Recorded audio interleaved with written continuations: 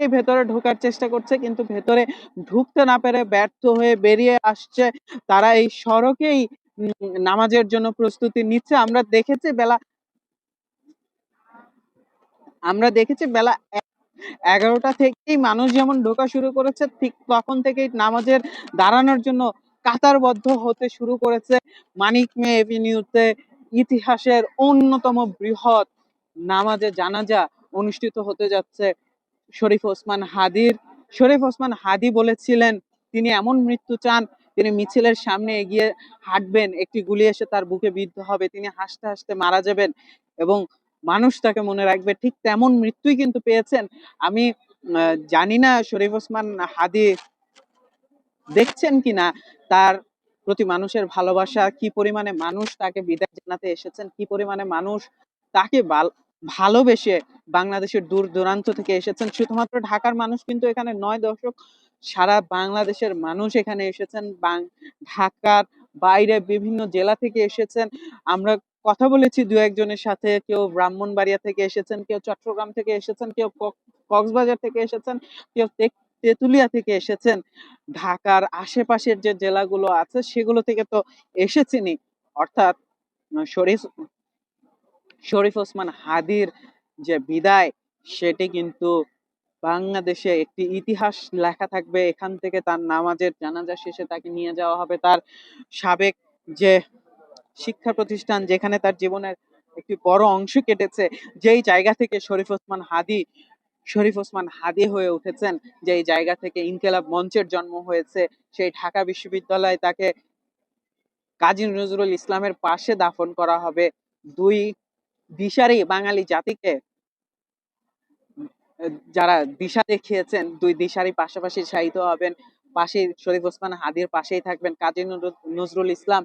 যখনই বিপ্লবের প্রয়োজন হয়েছে, যখনই বিদ্রোহের প্রয়োজন হয়েছে, যখনই অন্যায়ের বিরুদ্ধে দাঁড়ানোর প্রয়োজন হয়েছে, আলোর দিশারি হয়ে কাজী নজরুল ইসলাম কিন্তু আমাদের সামনে এসে দাঁড়িয়েছেন, আমাদের বিপ্লবের পথ দেখিয়েছেন, আমাদের বিদ্রোহের পথ দেখিয়েছেন, আমাদের অন্যায়ের বিরুদ্ধে প্রতিবাদের পথ দেখিয়েছেন।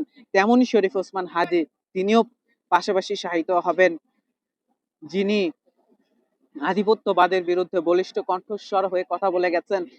মাত্র কয়েক বছরের জীবন তার, খুব বেশি বয়স তার হয়নি।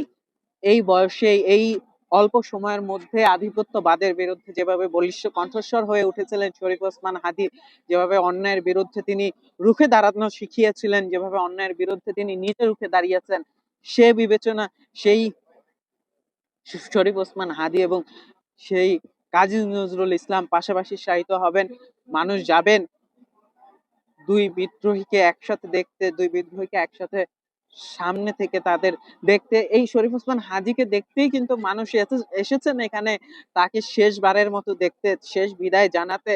লাখো মানুষের ঢল, মানুষ যা প্রবেশ করতে পেরেছেন এতক্ষণ প্রবেশ করেছেন।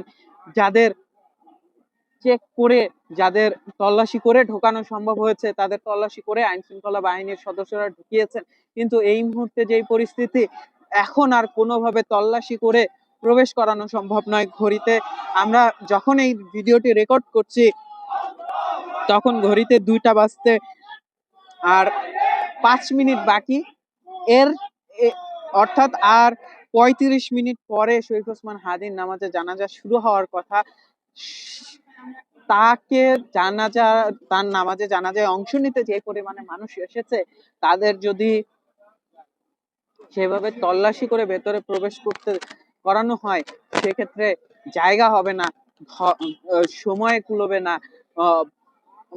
অনেকেই এই নামাজে জানাজায় অংশগ্রহণ করা থেকে বঞ্চিত হবেন। সে বিবেচনায় আইন শৃঙ্খলা রক্ষাকারী বাহিনীর সদস্যরা নিরাপত্তা নিশ্চিত করেই নিঃসন্দেহে তাদের প্রবেশ করতে দিচ্ছেন এই মানিক মিয়া এভিনিউতে। মানিক মিয়া এভিনিউর পুরো সড়ক আড়ং-এর মোড় থেকে একেবারে যেই খামারবাড়ি মোড়, পুরোটাই লোকে লোকারণ্য। তিল ধারণের যে ঠাঁই থাকে না, বলতে আমরা যেই দৃশ্যটি বোঝাই, যে চিত্রটি বোঝাই, সেটি ঠিক পরিণত হয়েছে এই মানিক মিয়া এভিনিউতে। এখানে সত্যি তিল ধারণের ঠাঁই নেই। সময়ে এখনো আধা ঘন্টা বাকি, যখন আমরা রেকর্ড করছি সেইখান থেকে সত্যি মানিক মিয়া এভিনিউতে তিল ধারণের ঠাঁই নেই।